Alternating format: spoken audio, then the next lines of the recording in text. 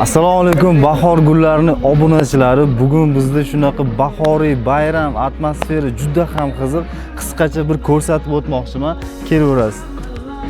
Mana bular kechagina Gollandiyadan kelgan atir gullarimiz. Buni qarang. Qanaqa chiroyli, har xil ranglaridan bor. Buni qizig'i shundaki, bu atir gullarimizni biz samolyot orqali olib keldik. Nimagaki, furada kelganda bu ozgina atir gulimizga zarar yetib qolishi mumkin. Shuning uchun biz bunaqa nozik masalalarni samolyotga ishonamiz. Qani endi kelsanglar, men sekin ko'rsataveraman. Mana ko'rib turibsizlar, hozir bahor juda ham chiroyli, hamma narsalar gullagan payti. Azaliyalarni e'tibor bering, gullaganini. Voy, buni atmosferasini men hozir yetkazib bera olmayapman. Harakat qilaman yetkazib berishga.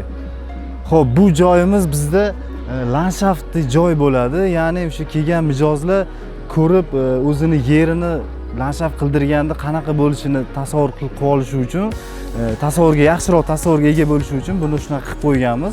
Bu yerda hamma shu qilinadigan ishlarimiz, gazonlarimiz, mana bunaqa lestnitsalar orqali yo'laklar qilishlarimiz ko'rsatilgan. Bular esa bir yilgi mavsumiy gullarimiz bor. Bemalol kelib, o'zingizlar ham bahor gullariga aylanib ketishinglar mumkin. Men buni to'g'risi buni gapirmasdan o'tib bo'lmaydi. Bu sliva pisardi daraxtimiz. Qarang buni gullaganini. Buni stoliga e'tibor bering. Yoshi kamida 25-30 yil bo'lgan bunga. Bu shunaqa qiziq daraxtki, gulla bo'lgandan keyin bu barg chiqaradi-da, kuzni oxirigacha to'q bardoviy bo'lib, yonib turadigan rangga ega bo'ladigan daraxtimiz. Unaqa kaprizli o'simlik emas. Xo'p, bu yerda esa mana ko'rib turganinglardek, landshaft uchun kerak bo'ladigan hamma instrumentlarni, har xil dekorativniy narsalarni mana shu burchaga yiqqanmiz. Baribir nima deydi, yaxshi dehqon o'zini ish quroli bilan bo'lgan sari mana bunaqa instrumentlar hammasi bor. Landshaftga oid nima kerak bo'lsa, hammasini topsa bo'ladi.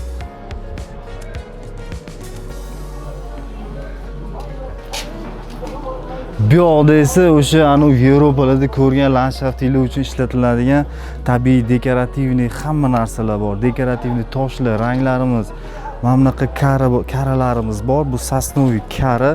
Buni ham landshaftda juda ko'p ishlatishadi. Juda ham zo'r narsa. Mana bunaqa keramzitlarimiz bor.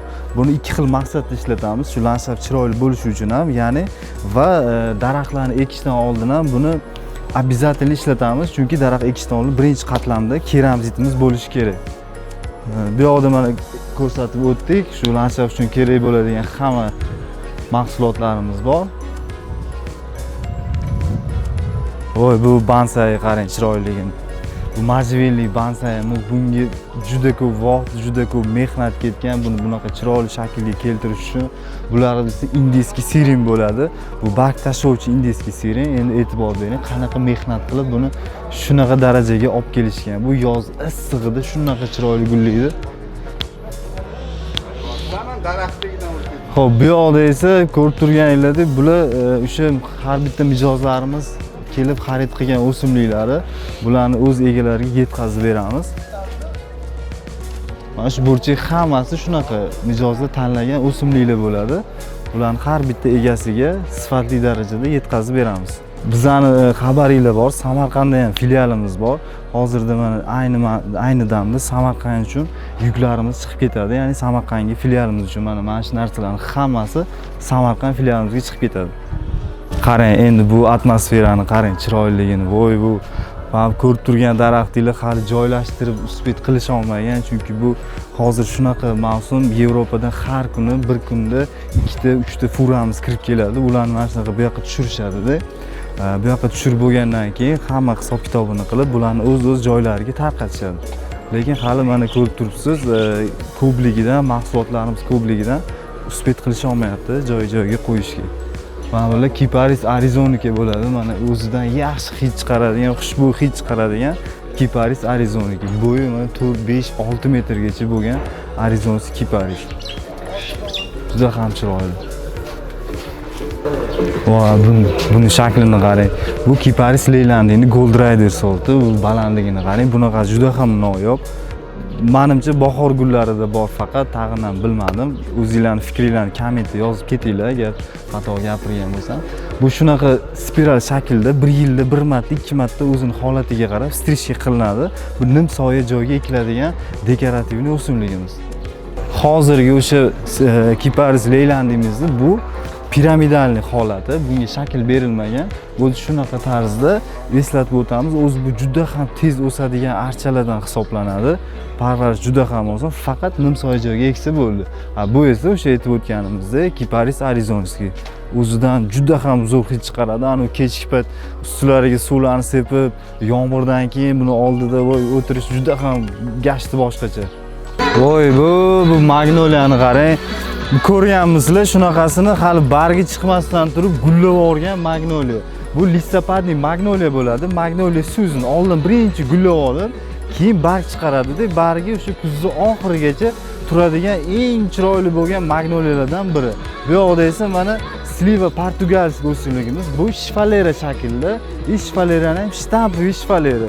Buni kafe, restoranlarga, mana stollarning atrofiga agrajina qilishga ishlatiladigan o'simlik. Juda ham chiroyli, o'sha har bitta kelgan mijozingizni o'ziga jalb qila oladigan o'simlik hisoblanadi. Mana bu yoqda ham yaqinda Yevropadan kelgan o'simliklarimiz. Mana bu o'simligimiz Sasna Winter Gold bo'ladi. Bu qishda mana bunaqa rangi yonib tillari ham bo'lib turadi-da, yozga borib yashil bo'lib qoladi. Bu esa mana Sasna Bonsaiimiz. Bu ham o'sha Sasna Winter Gold katta razmeri. Bu esa buksiz shar bo'ladi. Juda ham chiroyli o'simlik. O'sha ana Angliyalardagi saroylarda ishlatiladigan landshaftdagi o'simlik mana shu bo'ladi. Juda ham chiroyli narsa.